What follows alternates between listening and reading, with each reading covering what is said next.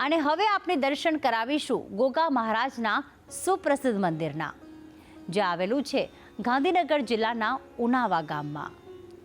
અહીં ભક્તોને તમામ સાંસારિક વિપદામાંથી મુક્તિ મળી જાય છે. નિસંતાનને સંતાન પ્રાપ્તિ અને રોગી વ્યક્તિને સારું સ્વાસ્થ્ય ગોગા મહારાજના આશીષથી પ્રાપ્ત થાય છે. અને તેથી જ ગાંધીનગરના ઉનાવા ગામે રાજ્યભરમાંથી શ્રદ્ધાળુઓ પધારે છે. તો આવો ગોગા મહારાજના આ સ્થાનકનો મહિમા જાણીએ. ગાંધીનગરમાં માણસા તાલુકામાં આવેલ ઉનાવા ગામમાં ગોગા મહારાજનું ખૂબ જ પ્રસિદ્ધ અને સુંદર મંદિર આવેલ છે, જેના પર ભાવિક ભક્તો અપાર આસ્થા ધરાવે છે. અહીં આવતા દરેક ભક્તો ગોગા મહારાજ પર અપાર આસ્થા રાખે છે અને તેમની મનોકામના પૂર્ણ થતી હોવાનો વિશ્વાસ પણ રાખે છે. આ મંદિરની વિશેષતા છે તેમાં કરેલી કાચની કોતરણી. આ મંદિરમાં આપ જોઈ શકો છો કે કઈ રીતે અલગ અલગ રંગના કાચની મદદથી સુંદર કોતરણી કરવામાં આવી છે, જે આ મંદિરનું ખાસ આકર્ષણનું કેન્દ્ર છે.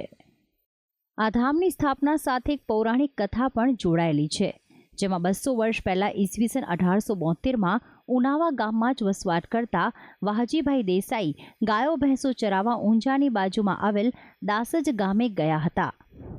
ત્યારે એક સાંઢણીને સાપ કરડ્યો હતો અને એ દરમિયાન વાલજીભાઈ દાસજીએ ગોગા મહારાજને સાચા દિલથી યાદ કર્યા અને ગોગા મહારાજે પણ સાક્ષાત તેમને દર્શન આપ્યા હોય અને મદદ કરી હોય તે રીતે તેમની સાંઢણી ફરીથી સજીવન થાય છે.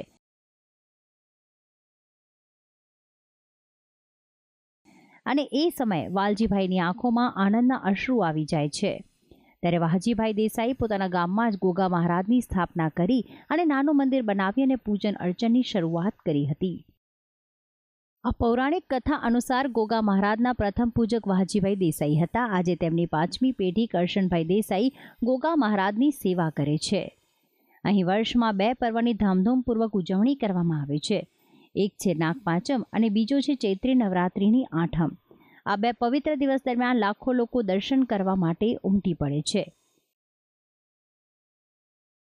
તો દરેક નાગપાંચમના દિવસે તો દરેક ભક્તો માટે ચા નાસ્તાથી લઈને જમવાની પણ ખાસ વ્યવસ્થા કરવામાં આવે છે.